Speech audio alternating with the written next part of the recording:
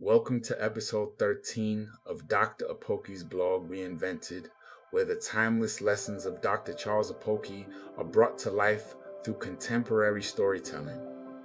Get ready to be inspired, challenged, and equipped for growth. These pictures are from my wife's poultry, which she started recently when I went to Calabar. The space was previously used for a fish pond when I was doing fish farming. Because of our frequent travels then, we could not effectively cater for the fish pond.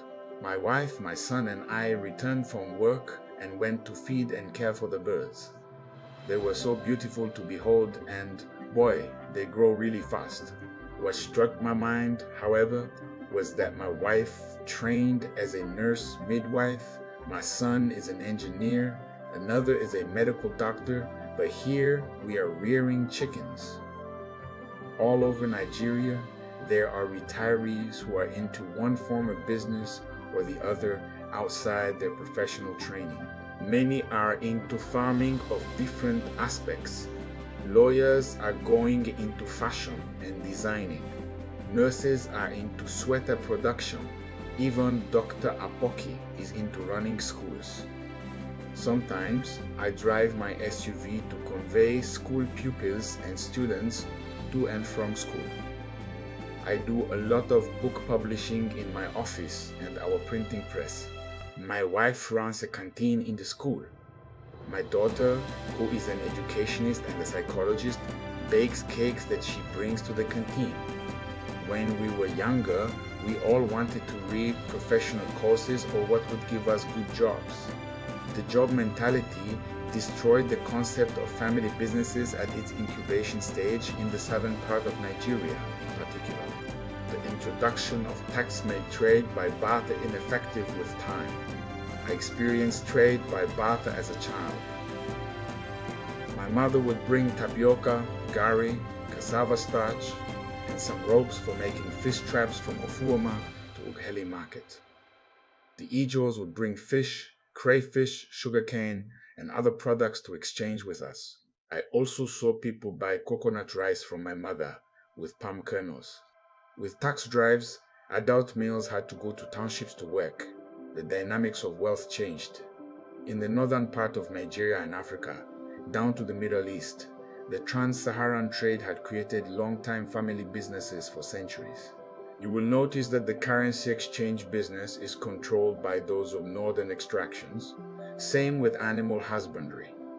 The problem today is that Western education, without an industrial base and diversified economy, is a breeding ground for poverty if the political class are thieves.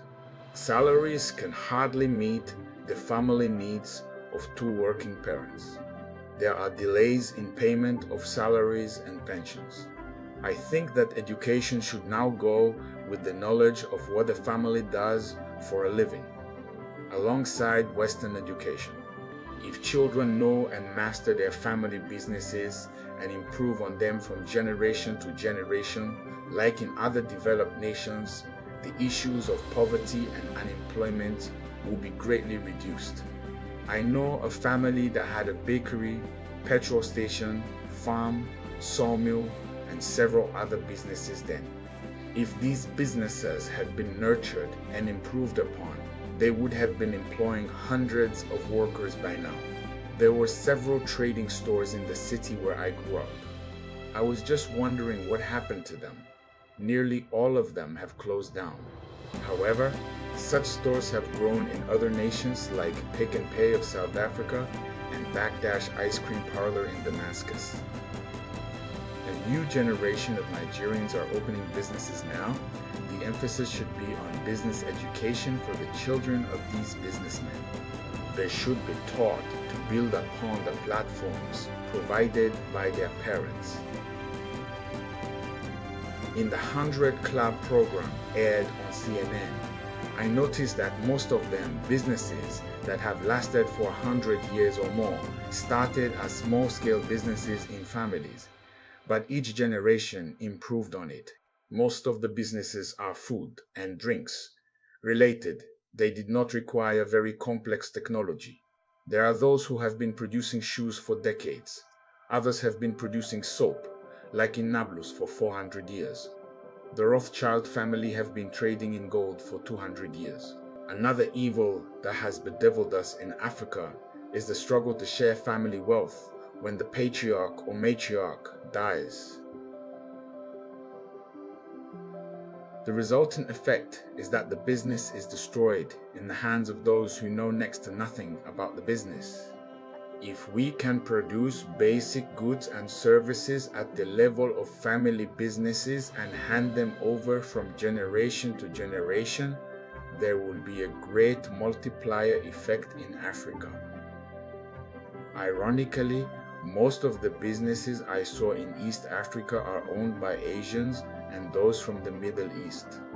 The irony is that after all the vain pursuit of Western white-collar jobs, we end up establishing schools, farms, hotels, gas stations, oil mills, etc.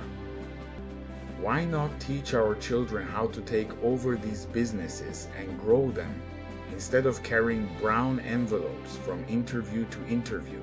We have great seeds in our hands, and we have prepared the soil. Let the next generation join us in planting a great future.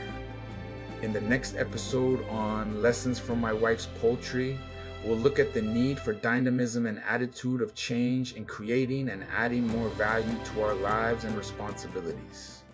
God bless you.